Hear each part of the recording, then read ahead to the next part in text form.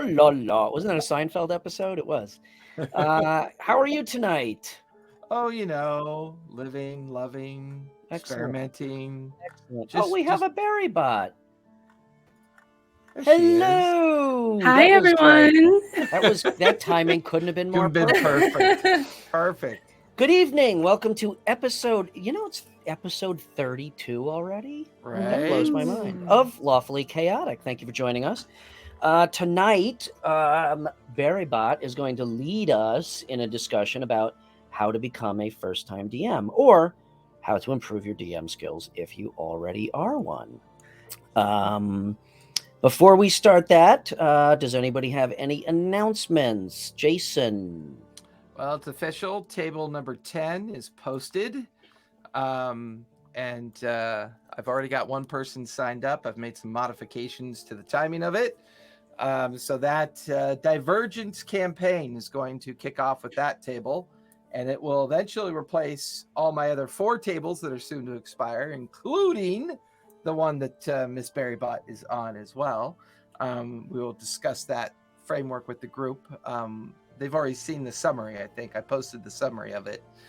So it's going to be dark. It's going to be rough. It's going to be... It's as close as you can get to Greyhawk without it being stupid like Greyhawk. So Nice. I'm super excited about low magic, super high fantasy with the Spelljammer theme tucked in there as well, to have a lot of fun with that. So, awesome. That sounds like a blast. Very cool. And it's going to be a whole new framework of campaign that's kicking off with my 10th table.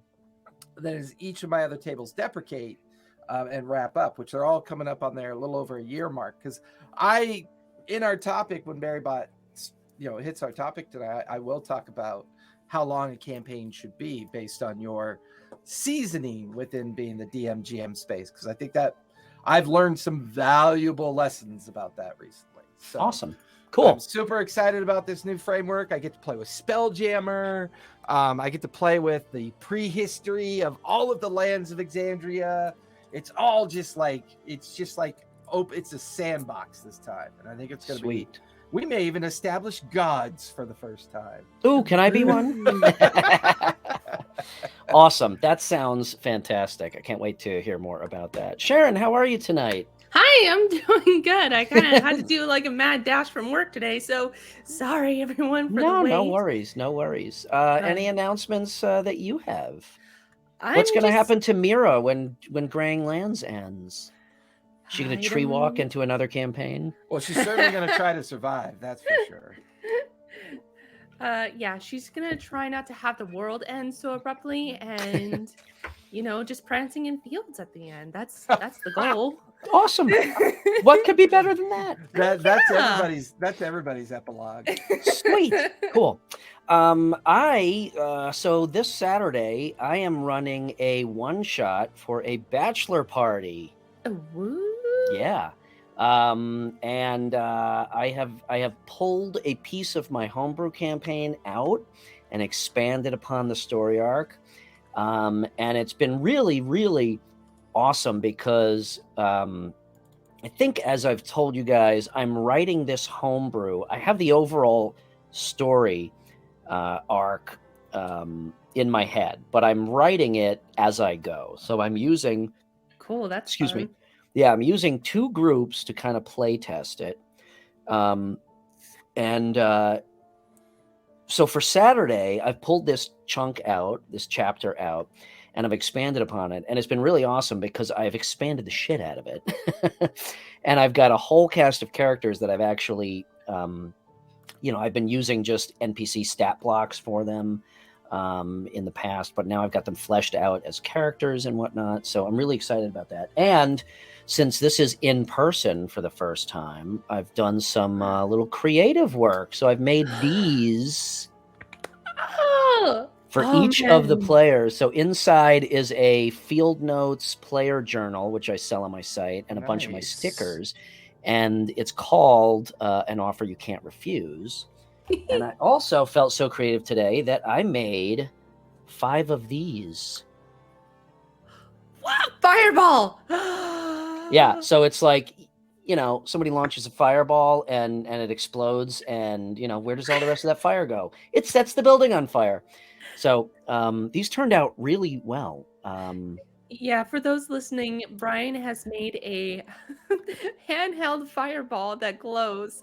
Yeah, it's awesome. I made like 5 of those. That was not my idea. I saw it on somebody else's feed. I don't remember whose, but I will find it and give them credit when I post that on my feed. So But in the it meantime, was. you'll take all the credit. In the Brian. meantime, I'll take all the credit, at least for how they turned out. I used my airbrush today. It was an arts and crafts day, basically. I didn't feel like doing Hey. any real work, so I did some fun stuff today. So anyway, I'm really looking forward to running this one shot in person on Saturday, and I hope to do more of that here in Chicago. So That's awesome. thank you. You gotta be careful though, because if there's imbibing involved, that fireball might actually become airborne. So just Well, good I thing mean, it it weighs looks pretty soft. much. It weighs pretty much nothing. So, yeah. Anyway, on that note, Sharon, why don't you? Hey, Fatal Excrement. I love that name.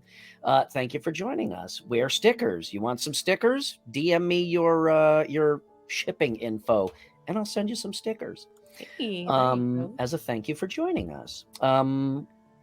Yeah. So, Sharon, what's our topic tonight?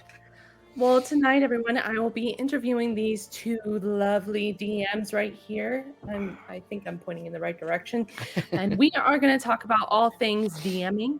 And if you have any questions, chat, feel free to shout those out, because we are going to pick these guys' brains and hopefully learn a thing or two. So and find out how much we don't know. yeah, gonna be a lot of quiet moments. So come on, chat. Can you repeat the question, please? Can you repeat the question? I do not recall. Play elevator music. All right, everyone. Cool. So to kick off tonight's episode of Lawfully Chaotic, we are going to start at the very, very beginning. From your days of youth, think of the very first time you DM'd. What did it feel like? What were your feelings? Were you nervous to perform in front of your friends or accomplices or family or just strangers? What did you do to prepare for this session? And were there anybody in your lives that kind of helped you guide into being a DM? And I will start with Brian. Can you repeat the question, please? I don't have any recollection of that night. I'm sorry. It's just a blank slate. Yeah, he takes the 5th. It's like it's just like the sound of like whooshing air. That's it. Yeah. So it's funny because way back when I was a youngling, I actually did not do any DMing in the early days. I was always a player. Yeah, we had one of our crew. He might be on here in a bit. Gary Ugrun. We kind of forced. We all wanted to play, so we kind of just forced him to DM us and everything. So it wasn't until maybe 3 or 3.5 or something that I started to get it. There you are, Gary. Right. So poor Gary used to always be the DM, but excited to be starting as a player in his campaign in a couple of weeks. So yeah, I would say. Yeah, we didn't progress much. We changed our minds a lot. I mean, we were kids, we get tired of characters and it was a different game back then, as we've talked about many times. So I really delved into DMing much later, and then really got into it just about, I don't know, maybe, about the time Critical Role was out and whatnot. But I've been writing, actually, you know what? That's not true. I told you this was going to be, this is going to show how much I don't know. So were you? That's not true. I did run a campaign when we were kids. I remember that. It was this big, huge, undead, like grandiose epic that was based on a Lich King and undead armies and stuff like that, because I was really into that Wow. stuff. So I do remember that. But I would say just over the past like 8 years or so is where I've really developed my DM skills, and just dove into it. And now I DM more than I play. So yeah, it's interesting because my early years were mostly as a player, not a DM. Interesting. Yeah. Jason, what were your Eon years as a first time DM? Unmitigated pizza, Jolt Cola, and Yeah.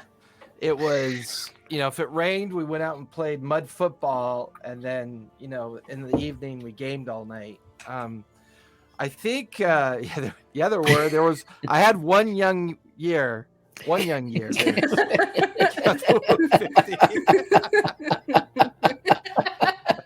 It's just came funny. out with the beard. Well, it's funny that he says that because I think that's what roped me into playing all the games, or running all the games.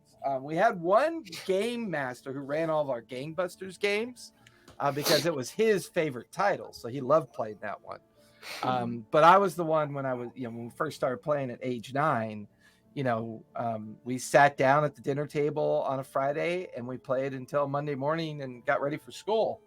It was my storytelling. Everybody loved the way that I was only like 9-10 years old, but by the time I was 7, I read The Hobbit. So, they're like, oh, That's great, awesome. here comes the English lit major at age 9. So, and it allowed for young people to banter and have fun with the fact they could actually understand what was going on. And we really enjoyed the game. I would say for the first 2 years, all we played was the Keep on the Borderlands. I mean, we played that forever. It was just one of our favorite games because it was so wide open. You could just do it forever. And that pretty much set me on the path for the Forever GM, where it was just, oh, Jason's available. Let's go play at his house, And I never looked back. Absolutely loved it. I had, they tried the rotation one time, but it became so difficult to get people to show up unless they knew I was GMing. So it was like, once you accept the angst, then just live with the angst. Yeah. And pat yourself on the back, and move forward. So, because if I realized if I didn't do it, then we weren't going to play. So, and I love playing too much. I love playing. So, if you recall your very first sessions, did you guys ever put in railroads? And is that a recommended thing to do for first-time DMs? Absolutely. It's all I did for the first 2 years. I experimented with the idea of the game, and my sessions were purely railroading people into the content of what I was reading from a module. I was just really good at making it sound like it wasn't a railroad, but I was definitely railroading. Absolutely. And I feel like it's okay to do that because you got to, like any other skill set, you got to practice those muscles first, and you got to fail as fast as you can and practice, and then experiment with the open world stuff and have fun with it. And that's how you build your confidence. And so, yeah, the first 2 years, absolutely. I mean, I was the choo-choo. Absolutely. The choo-choo. I was. Yeah, I think since I played for so many years before DMing, I didn't really have a lot of trepidation when I started DMing. For me, it was just kind of natural. I got to be the storyteller. And like Jason said, I tend to also write, very linear storylines. So I kind of railroad also. But likewise, I always am very careful about making it not seem like they're being railroaded. And one thing I love doing is little side arcs. If the characters insist on, let's go to a tavern and see if there's any, we got 4 days till we need to do, phase B of our mission. Let's go to a tavern and see if anybody needs any help. And if that leads to a 2 or 3 session side arc that then kind of comes back, so be it. I don't mind doing that, but I always pull them back into the main story. So I do that. I have done that, and I still do it. But it's got to feel. It can't be apparent to your players, because then they Right. kind of lose the impetus to really role play and make decisions. Yeah, that's interesting because I never really thought of like the side arcs, because that gives the GM or DM the opportunity to really like flex their creative muscle for like storytelling and story building. So that could be just like little small bite-sized pieces to actually help try to create your own very own campaign from the ground up. That's really Yeah, cool. yeah. Like Vince said, it really does need to feel organic, and and I'll just finish up real quick by saying I've mentioned this before, but in one of my campaigns, I had this side arc that ended up. It was in the Horde of the Dragon Queen. So it had nothing to do with the story. They just kind of needed a break. I needed a break, um, from the storyline. And we did this side arc that I fully pulled, and now have the one shot that I'm running this weekend is based on that, and that Ooh. is now a major plot element in my homebrew. And Oh, that's it was cool. completely out of the blue and improv, and they loved it so much. I'm like, I'm taking this and making a campaign out of it. So Wow, just by chance. yeah, totally, none of it was planned. Oh, the dirty look I just got from my daughter. She came to fetch her phone because she finished her homework, and she just looked at me like I had just.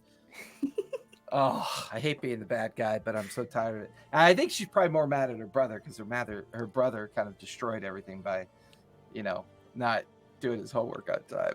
I don't railroad anymore, though. I don't use railroads at all anymore, but that took time. Right. That took a lot of practice.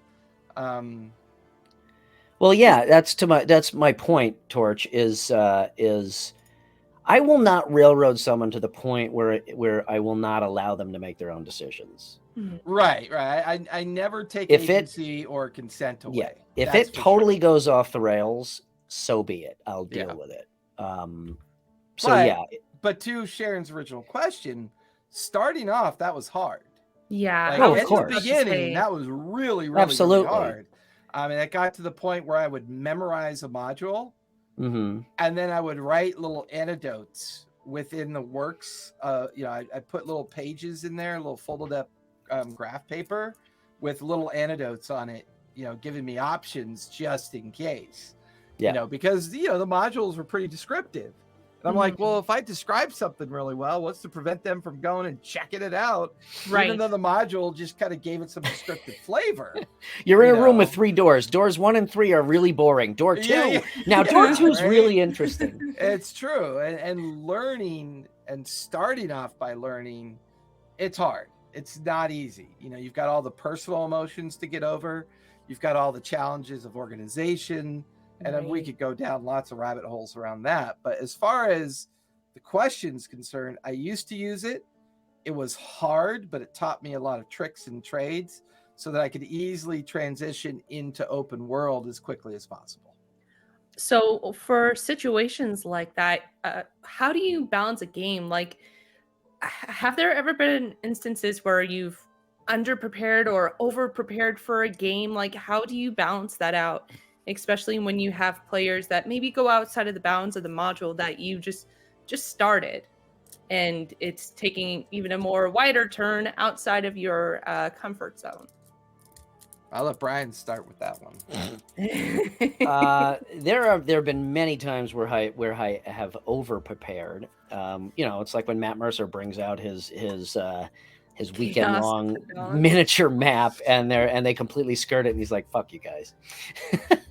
But again, if I've over prepared and the character, and the players do something else, I just put that aside and I'll figure out how to bring it back. And there have been plenty of times where I've underprepared, and I've found that when I underprepare, I really then let the players' decisions drive what happens. Really? Yeah, and that's where I start opening it up some more and letting them really dictate what's going on. And again, that could either keep them on track naturally or lead to some other fun.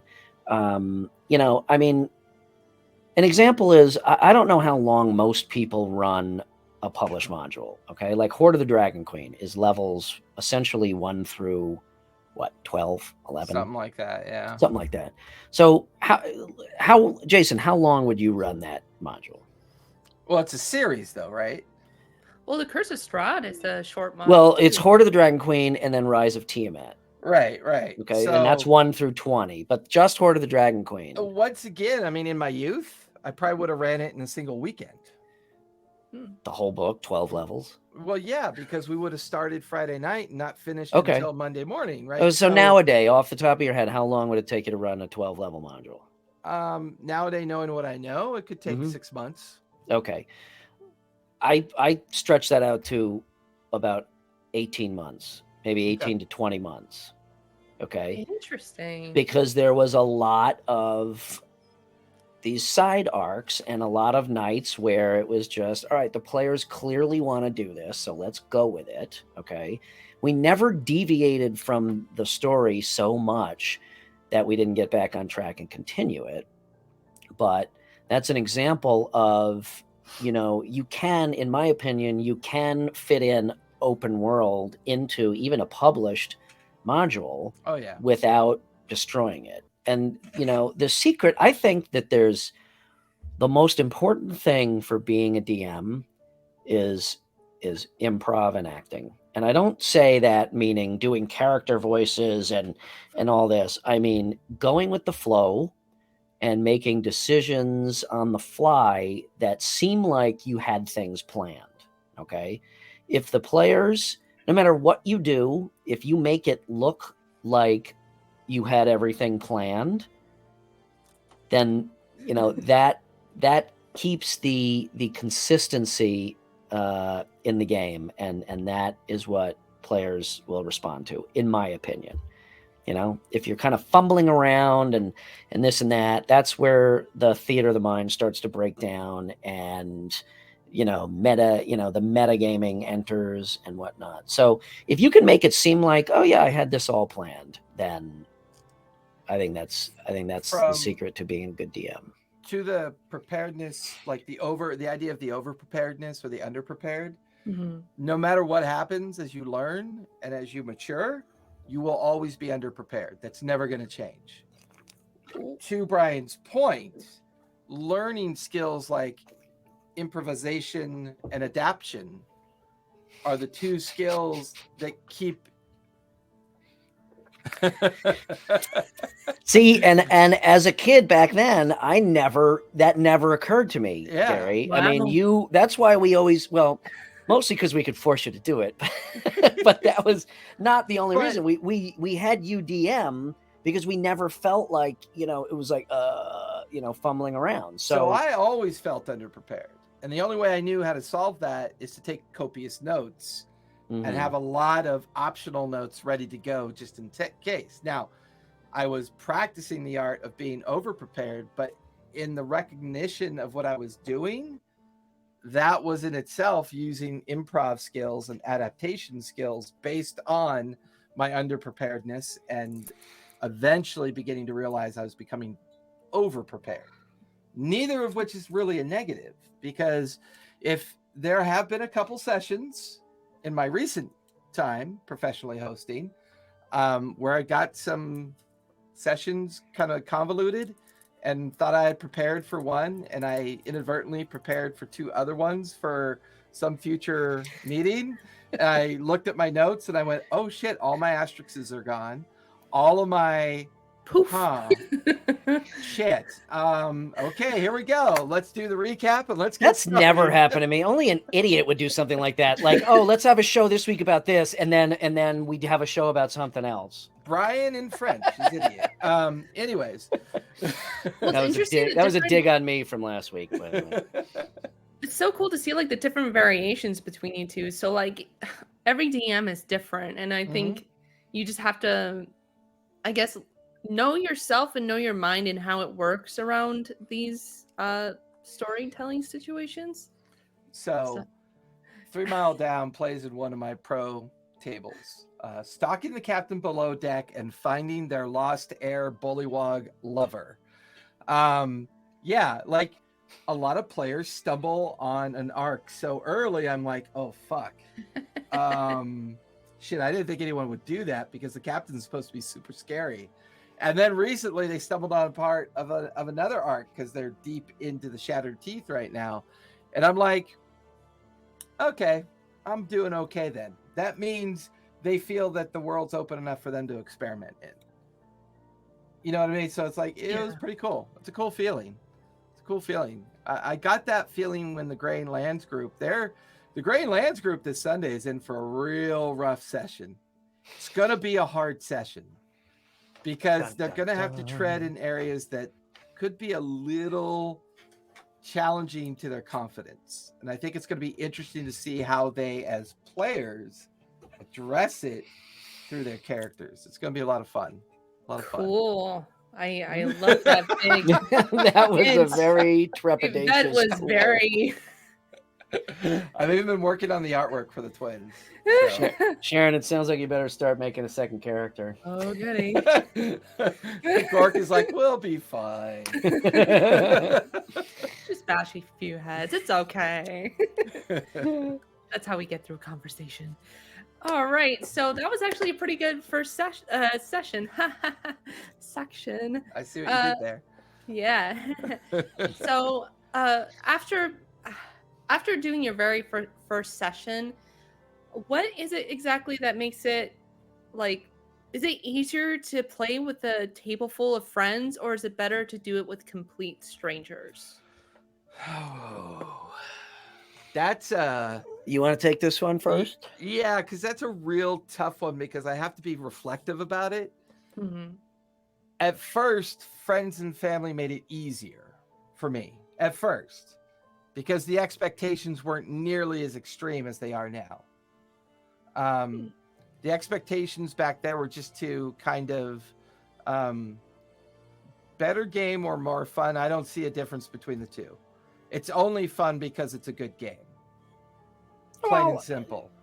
Well, if you go to a game if you go to a game and it feels like like work, then you need to find another game. No, not that it feels like work, but I think what Gary means is probably like, you know, the laughing and joking around about all the inside jokes for a group of longtime friends that don't really have anything to do with the game. Part of just the experience of playing together outside of. Yeah, I get your feedback. And what I would say then is I actually fell out of love playing with friends and family because they couldn't leave their personal shit off the table.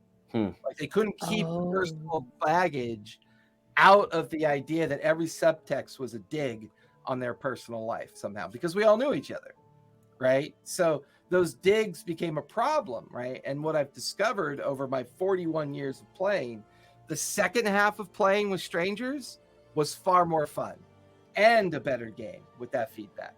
A much better game and a lot more fun when I play with strangers. That's how I would answer that. I'm gonna take the easy route and say that I enjoy both. I really do. I think with friends it's easier. Like Gary said, I think it's easier to, experiment a little bit. Because friends are can be more forgiving. I guess it depends on your friends. They can be pretty ruthless too. They can, but it's all usually all in good fun. Yeah. And it is just, it is a different feel. I have found that I also really, really enjoy playing with strangers because I think it makes you kind of step it up a level. And it makes you look at the game from a little bit different perspective. You have to be more, how to engage with your friends and whatnot. And with strangers, you kind of have to figure that out. You have to figure out as a DM how to get them to engage in game and whatnot. Now, I mean, I've had groups of strangers that just did not, gel and did not work. And that's fucking disastrous. But I've also had groups, like my Wednesday group, we've been playing together for 2.5 years. So I What I was- really enjoy the different feel of both. To Ugrin's original point and to your expansion of the feedback, Bri, it is wonderful to watch a table of strangers become friends. Totally. That's a pretty amazing Totally. feeling. And I Yeah. think that might be more of the addicted feeling I have now. I know I was probably being a little glib about the friend, family, stranger thing, because obviously Callista and everybody in our Monday night game are friends and family, right? Obviously. Comparatively to being a new DM versus a seasoned DM, being a new DM, to Barry's point, it's a lot easier to deal with it with friends and family. It becomes easier because you do automatically know everyone, and it allows you to build up confidence over time. Once you become seasoned and you feel your confidence is ready to go, I feel like switching to stranger only tables can be very rewarding to the skill sets that you're maturing over time, because I now feel like I have 50 new friends. Yeah. 50 people I didn't know before, but I now have 50. Some are acquaintances and some are friends, and that's a very unique thing about D&D. Yeah. It could turn a group of people into hard and fast friends, or it can become toxic if you're not careful. But that's the uniqueness of the game, I think. That occurred to me just the other day. It's funny you bring that up, because I don't know what I was thinking about or whatever, but I realized like, wow, I know like 30 new people, new friends who I've never met in person, but who I talk to and see every week. It's kind of amazing. And there's one other thing I was going to say about strangers. Oh yeah, I totally agree with you about seeing a table of strangers turn into friends. Oh, it's I so think addicting. that is really it's fantastic. It's like when I watch, like, playing with Barrybot and Fatal and the rest of them on Sundays. They were Saturdays. Sorry, I get all my days end in Y. That's why they're all confusing. Watching them turn from a chaotic group of strangers, kind of just doing their own thing for the first few months. Yeah. As a chaotic group of strangers, kind of doing their own thing and finding their feet, and then suddenly watching them just turn into these amazing, like, watching their group gel. Right now, just watching somebody like watching Abraxas become the mother hen. You know what I mean? He became the mother hen for a while. It was fun watching the role play of that come out, and I think it's very affirming. I'm just seeing him with feathers. Sorry. Yeah, they'll be born with feathers. They'll be metallic, golden, silver, platinum feathers with his panache for fashionista that he is. So in other words, you guys like to play matchmaker. Is that what A little bit. It is kind of fun watching it happen. It's actually really fun watching two of your players who are just casual friends in real life kind of become, intimate characters in the game. That's kind of fun to watch happen, because you get to watch their maturity play out. I am very jaded in the fact that I don't have a lot of young tables, right? All my tables range between the ages of 18 and probably 30, in that average range. I know I've got variances there. Wait. What's your definition of a young table? Like kids? Yeah, kids. To me, kids would be young. Like, between 12 and 15 feels like a very challenging opportunity. It's not one that I feel confident about. The last time I did it really well. It was fun, and I surprised myself. I did it for a birthday party, where a group came in, a family, came in. I know, same thing. So it was. I need to practice that more, and I recognize that. I need to practice a younger table more. I've run a number of games for kids, both strangers and for my son and some of his school buddies, and it is very challenging. Mostly just from the standpoint of herding cats, especially remotely, but it is surprisingly rewarding, because, as we all know, kids of that age do not think like we do, And talk about side arcs and going off the rails, but in a good way. Like, holy shit, you want to do what? I would have never thought about that, and I have no fucking preparation for that at all. Yeah. So it could be really fun playing kids. They're sharper than you think. That's awesome. Yeah. So for DMing your first game, is it best to do it with peers, whether it's stranger or friends? Ooh, or that's family? a good question. That is a good question. It's a really good question, because I didn't have any, because no one was playing the game yet, right? I mean, no one was playing it at any kind of measurable level. I was 9 in 1980, so most of the group that was playing it, we were playing it from the core 70s rules, and they were very much a club-driven group still at that point. I got to learn how to play it in its transition into mainstream, right, which felt very strange. I would say playing with your peers could be very informative, but could be very intimidating as well. Yeah, see, I disagree, actually. And the reason why I say intimidating is because if your confidence level isn't quite matured yet, it could be intimidating.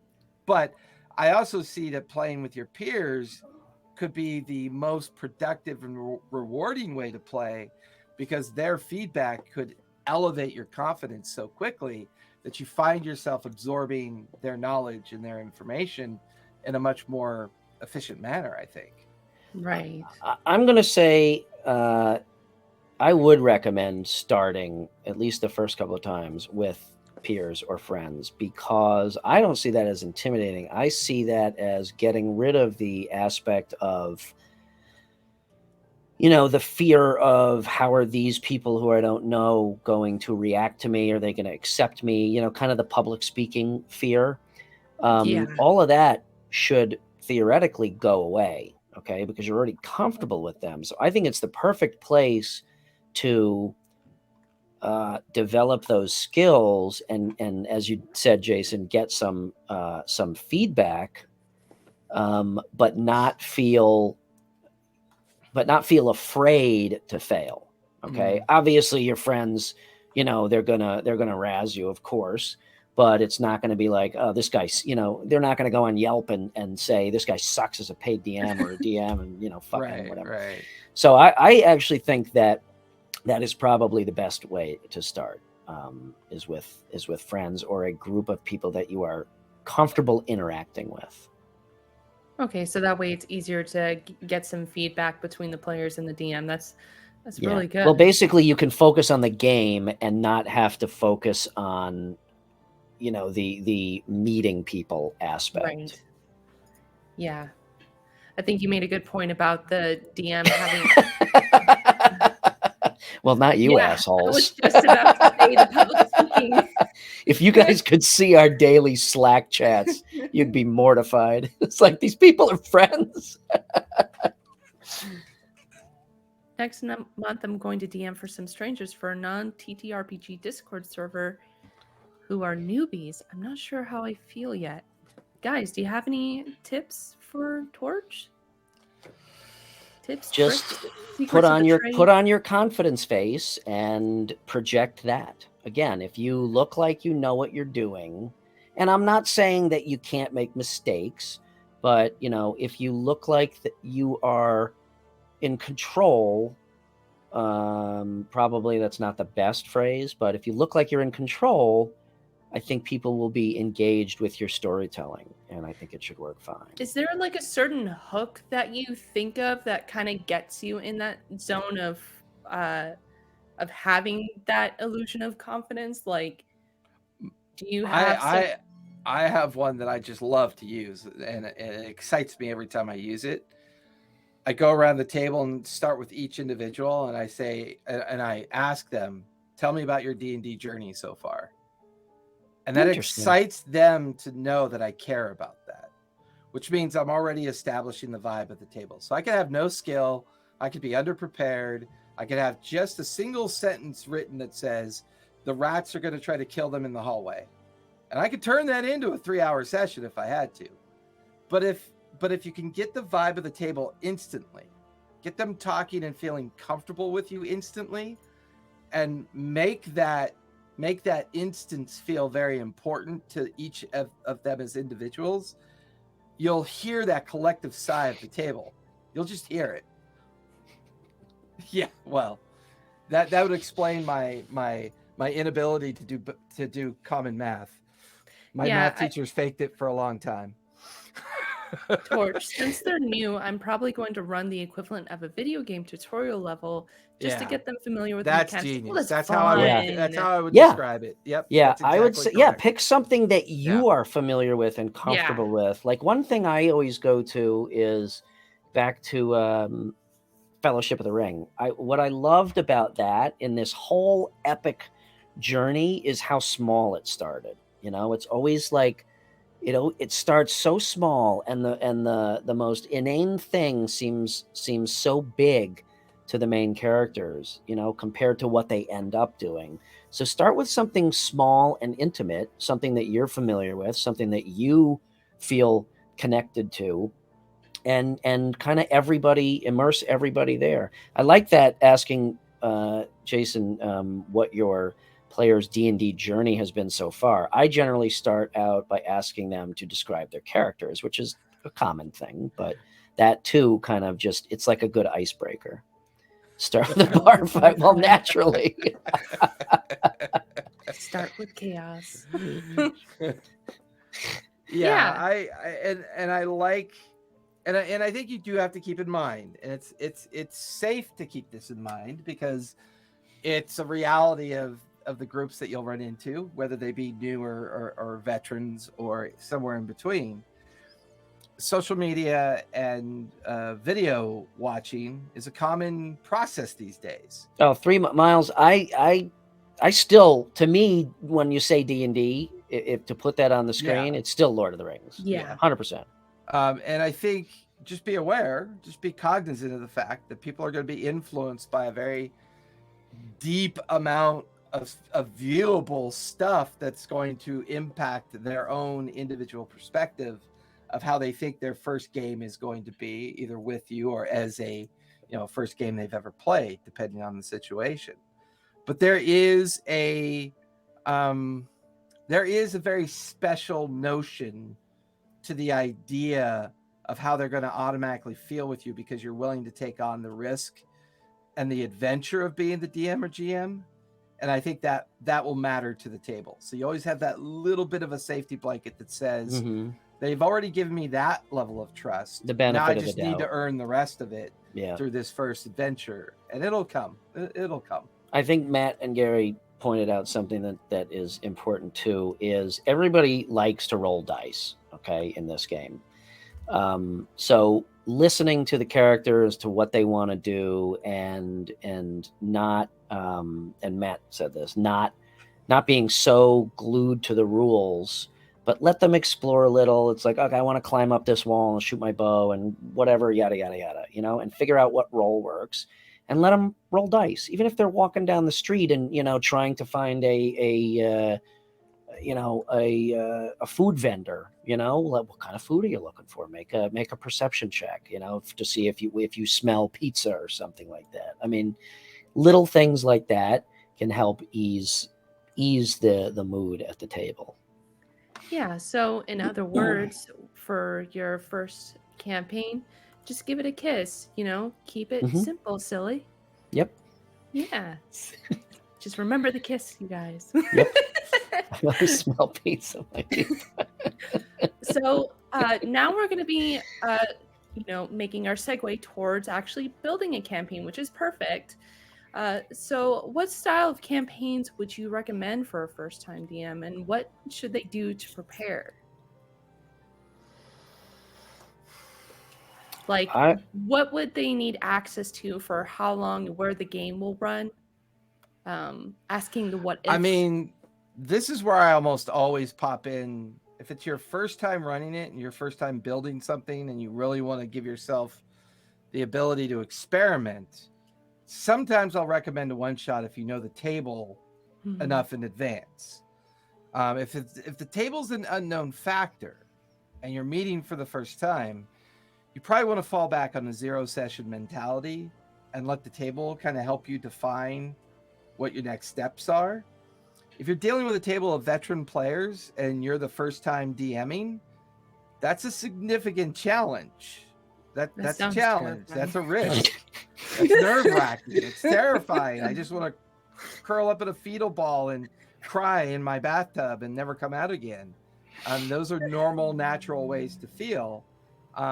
Read your content, do your maps, write your notes, do all the things that you feel are cathartic to your creative process, and then go to the table and see how it turns out. It could be a total flop, it could be amazing, but I would say that from all three stylizations of attempts, you at least tried. Most people never try. And I think trying is the most important step to always hurdle over first. Once you've tried that first time, most of the fear, I feel like, will melt away. Yeah, I would add to that by saying, unless you're forcing players to go through something that they've been through before or really don't want to go through, I think the zero session idea is fantastic. But as a first-time DM, I would do yourself a favor and pick a very linear, pre-published campaign or module.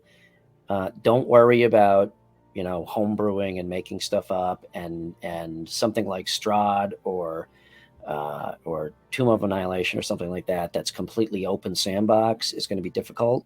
So again, pick something very linear and on the simpler side, and start with that. And yeah, that too, something short.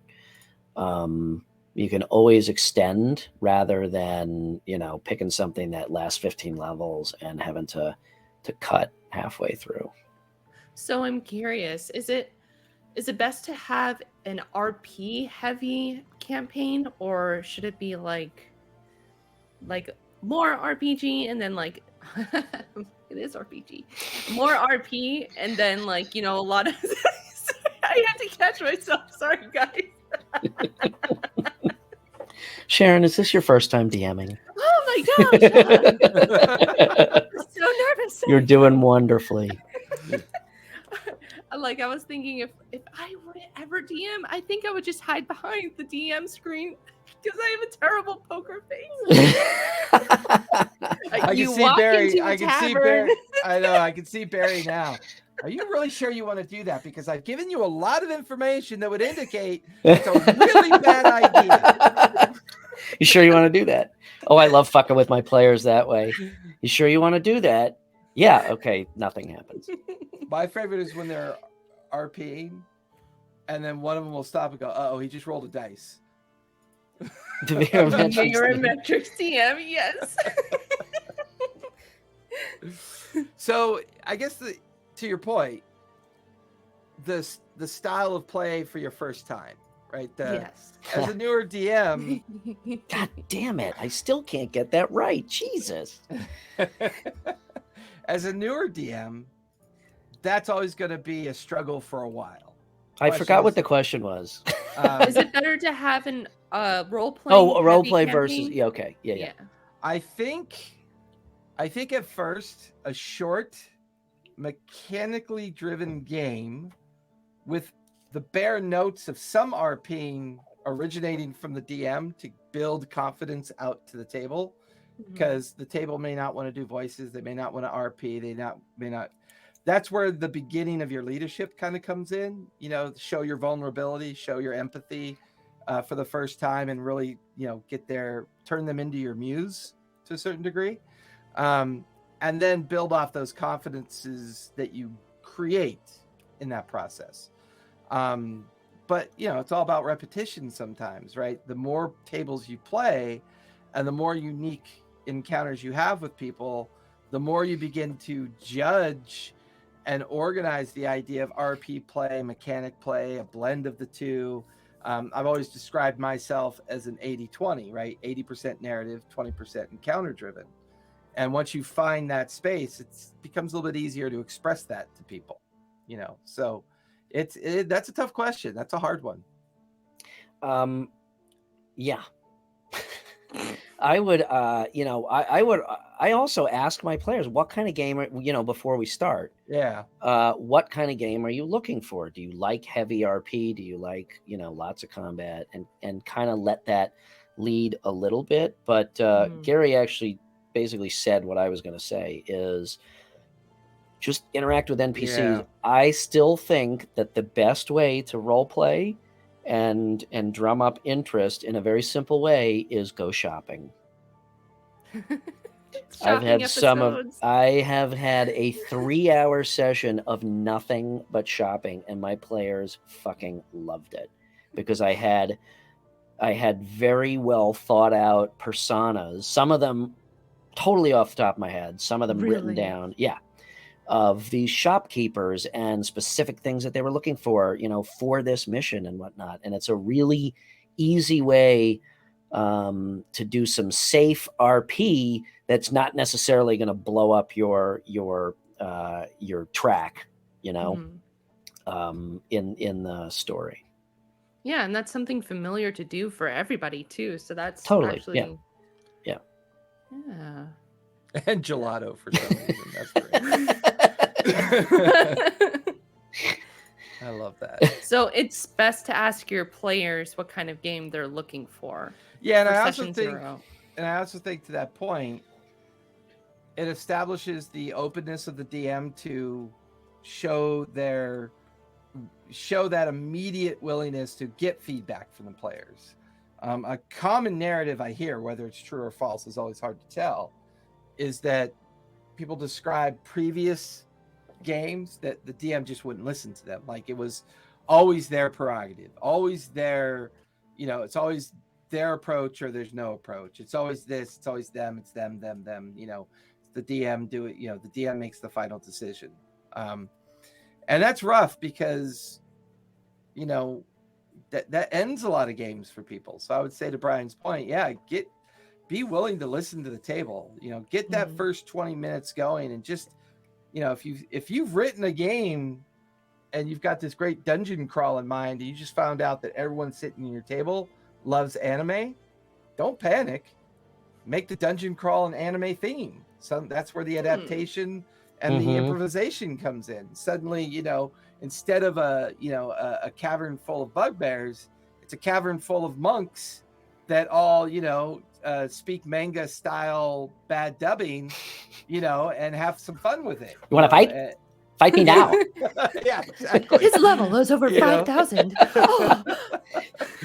Somewhere down we have been to destroy you. Somewhere down the hallway, you hear, finish them. Finish them. Oh my God. Mortal Kombat. Right? And to the earlier Ugrin question about better versus fun, we just described a way to make it fun. Yeah. And then it will inadvertently get better each time you kind of run into these situations. I think is a good way to kind of look at it. I think I'll add to that by saying, I think obviously, the DM is part of the game too. Okay. Some people look at a DM as you're just a tool so that we can play, which I think is ridiculous. And others, the DM is a player too. You are playing the game. Okay. Yeah. So you need to have fun also. However, if your players are not enjoying themselves, then what is the point of you even running a game? It just, everything falls apart. And especially in a paid game, if somebody's paying you, it's not about you as a DM. It's Absolutely about the players. Not. No. Okay. You're providing a paid service. Yeah. You're not going to go to a restaurant and pay for dinner and the waiter says, I'm going to give you calves brains tonight. Okay. So, you definitely need to. Now, it doesn't mean that you have to, it doesn't mean that you have to take every suggestion or whatnot. Maybe 3DS. Well, and I think what Torchseer is saying here is that your initial assumption about peers is correct. Having a lot of peers around to be able to absorb what they do and absorb it in a way that they're not telling you what to do. That's the key to the success, is that I never tell anyone what to do. Yeah. That's never going to breed success. What breeds success is a shared level of information so that when people hear your information. They're free to absorb any part of it that they think makes sense to what they're trying to do.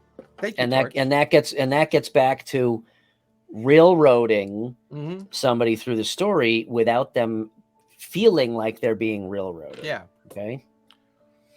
The art of curating the lie. Yes. Fake it till you make it. It's a real thing. It's a real thing. But you could curate it well. You could do it safely and responsibly, I think. Oh, that's a good one too, Gary. Yeah. If you're starting with a new group, if you have somebody that knows you and is an experienced player, that can be immensely helpful for a DM. Like a co-pilot. Yeah, that can be a very good. There are folks that use co-DMs. That's a good point. Where two DMs actually run a table. Where I've never seen that. Well, so if you ever get a chance, they're on Twitch and they're on YouTube. I've been watching them since they were on Caffeine TV. They're called Dungeon Run, and their new season, because Jeff Kanata is going through some significant challenges right now, and so the other groups are running Kanata for him. Kanata play. So they have co-DMs. So there's two DMs in that group. And basically you have your main DM that I believe is the narrative DM, and then the other DM is balancing out the mechanics so that the narrative DM doesn't feel overwhelmed by the mechanics, and the mechanics don't overwhelm the storytelling. Yeah. So that's become a practice. Yeah. It's been a practice. It's been around for a while. Yeah. But even as Gary suggests, even a player who you know, and that can also, because as sometimes long as they respect meta, as long as they respect the idea of meta. Yes. Yeah. But just, starting off an RP exchange with them, it'll naturally shepherd everybody else into, oh, now I know what to do, or, the rules and the mechanics. And that's a very good tactic also. And since we were talking about creating your first world, right? Barry, don't be afraid to even use a module. Like if you're using a module, don't be afraid to look up some side notes for puzzles.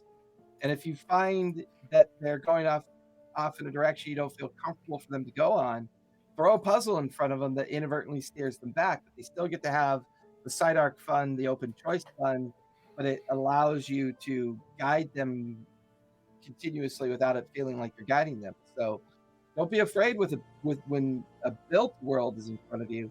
You go ahead and add your own doors and your own pathways and your own thoughts to it.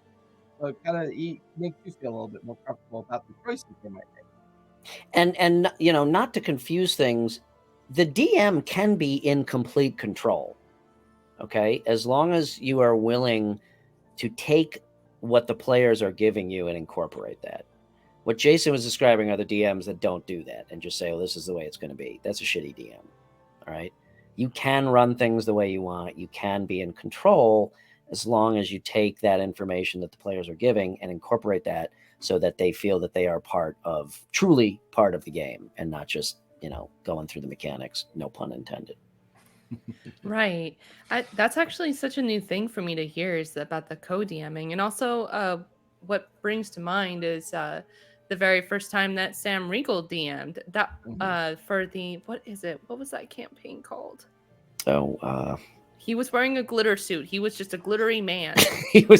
That tells us nothing. I know. That could be every third Thursday. I know.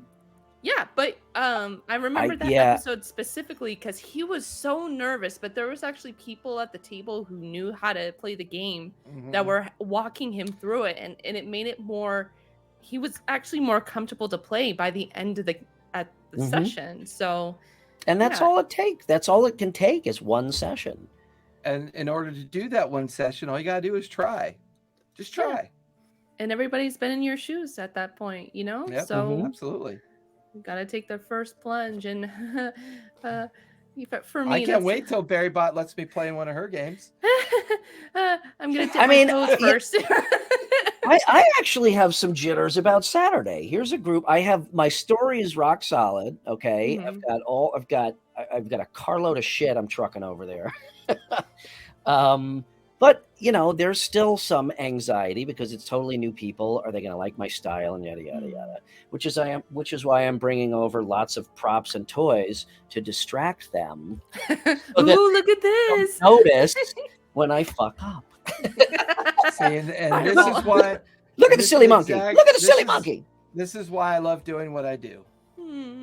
Yeah, that's so affirming, and so thank you, Torch. I really appreciate that, and I'm sure the other players would appreciate it because, it's not easy providing safe spaces for people these days.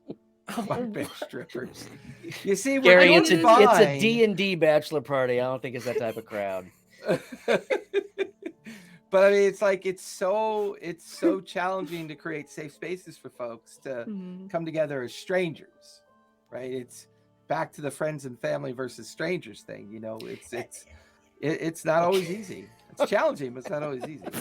Orcs or bugbears and thongs don't work for me. I don't, I respect all pronouns, but orc pronouns and bugbear pronouns and thongs feel very uniquely disturbing to me. I will say one other thing. The reality Sarah's like, God damn it, get back on course. I think I am DMing in a strange way. Let's put it back on the rails, guys. Side arc. No more orc strippers. Nice. When Barry says it, it sounds really dirty. So yeah, we should probably keep going. All right. Just keep going. I will also say, it's a game. Okay. At the end of the day, it's a game. If you have somebody that is judging you that hard, you probably don't want to be at the table with them anyway, either as a DM or a player. Yeah, I have yet to experience a table that was like, oh, your DMing is so bad, you need to change it. Because if they did, I'd say, fuck off and find another group. There's the door. Kick rocks. Kick rocks. So you got to remember that too, is that everybody wants to be there. Everybody wants to play the game. And, to Jason's point, they've already given you the benefit of the doubt because you're running a game for them. So you have to, you have to take that into consideration to start your confidence off. Yeah, I'd agree. Wow, we actually got to the end of the list, guys. That's the end? Yeah, well, I do have some D&D modules that I saw that were pretty good for first-time DMs. Yeah, I have go for it. Yeah. I have Waterdeep Dragon Heist. It's more of an RP and investigation focused campaign. Yep, it's a good one. There's the Ghosts of I don't know Salt how to Marsh. say words. Saltmarsh. It's exploration with sea travel. Yep. Oh, who would have thunk? And it's great it's a great tool for sandbox adventures. Maybe that's a little bit too intense. No. What do you guys think? No, I don't think so. I mean, you got to start somewhere. Yeah, I guess so.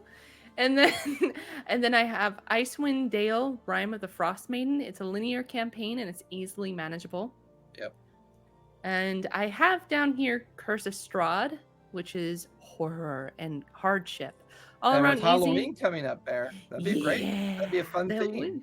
That would be fun. I think we've even talked about maybe doing a themed one shot. We did for Halloween. I think the Grain Lands group was talking about for Halloween, we were all going to dress up and, Our characters. Oh, I thought we were talking about that here too, weren't we? Doing a Halloween one shot? Oh, yeah, oh we're still going to do it, Brian.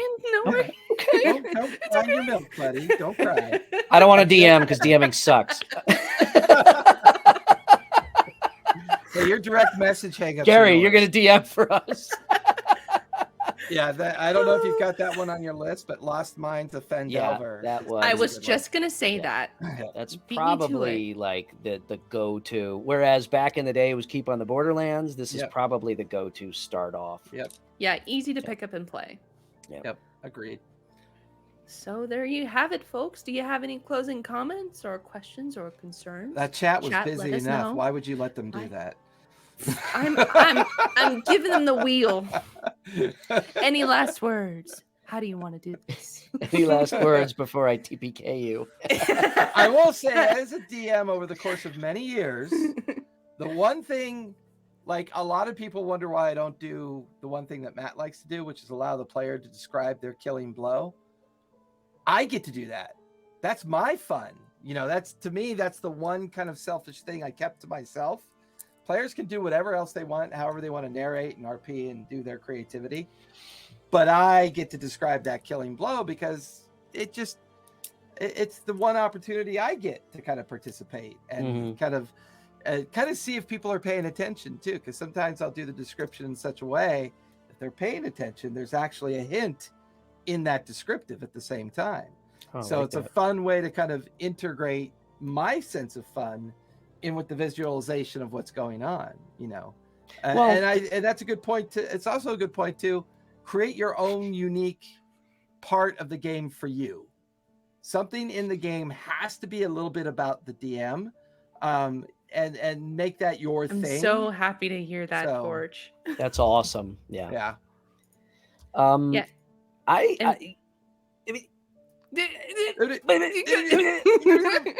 We should just do a whole episode where that's all we say. I think we've had those. Don't forget what we coined, not non-player characters, but narrative player characters. That's true. I have so much fun doing. That's why I love shopping sessions, because that's when I get to play. Yep. Narrative player characters are always fun for both sides. Yeah. I love Pumat. Oh my God, he's awesome. Well, I'm certainly glad that you love him, little girl. I mean, let's face it, Pumat's just kind of a creepy, slow-talking John Wayne. I was just going to say, he's like D&D John Wayne. He's a big, fuzzy John Wayne. Well, hell there, little fella. You're just looking very tiny and green. The Pumat Soul interaction with, who was it? Not the Brave. Yeah. It's still a classic for me. Oh my God, yeah. I would say, and that's the flask. joy of this game when you really start playing it very regularly. I have a lot of snapshots of things that just were so fun to watch play out. But in the Critical Role space, I could name 5 things that always stick with me, like jesters using the muffin to resolve the encounter. Yeah, I think that was an amazing way to show players. Charlie Crabgrass. Henry Crabgrass. Yeah, Henry Crabgrass. Oh, Henry Crabgrass. Sorry, Henry Crabgrass. There are so many unique ways that you could resolve an in-game encounter. Yeah. That creativity comes out. And as a new or aspiring DM, focus on those little nuggets that pop out. Have fun with it. They can be very inspiring. Have fun with it. It's a game. It's a game. Yeah. That's why people play D&D. So are we rolling? Yeah. Yes, rollies. All right. I have my toxic Rick and Morty dice. I still have my it's actually, the luck has changed on my little mini medal. And it has changed back. I got a 5. I got a 4. Oh, wow. I have an 8. You go. Those are shitty rolls. On the low rolls. Yeah. All right, everybody. Thank you so much for joining us for another episode of Lawfully Chaotic, where we get to talk about all things DMing for your very first time and just, have fun with it. Let loose in the wind, So thank you so much, chat, for joining us as well. You guys were awesome tonight. And as always, my name is Sharon, aka Barrybot. You could check me here on Instagram at Barrybot. Jason, where can we find you? TTRPG Academy over at the Twitch. Check out our socials on our Twitch. You can find us in our Discord and all the social spaces that we exist. Hey, Bri, where can they find you, Bri? RPG&Co.com, both on Linktree and Instagram for all the rest of the stuff. Some of the stuff is Play RPG&Co, like my website, but generally Instagram is the best place to find me. I just want to mention we will be taking a break next week to work on some programming and see about landing up some guests. So we will see you in 2 weeks. Yes. Oh, and one more thing to plug in. Be sure to check me and Jason. He's my DM for the Saturday campaign of the Graying Lands over on the Twitch, the D&D Club Twitch channel, 4 p.m. to 7 p.m. Pacific time. Don't miss it. Wow, words tonight, guys. Words. Anyway, thank you, everybody. Have yourself a good night, and we'll see you in 2 weeks. Bye, everybody. Later.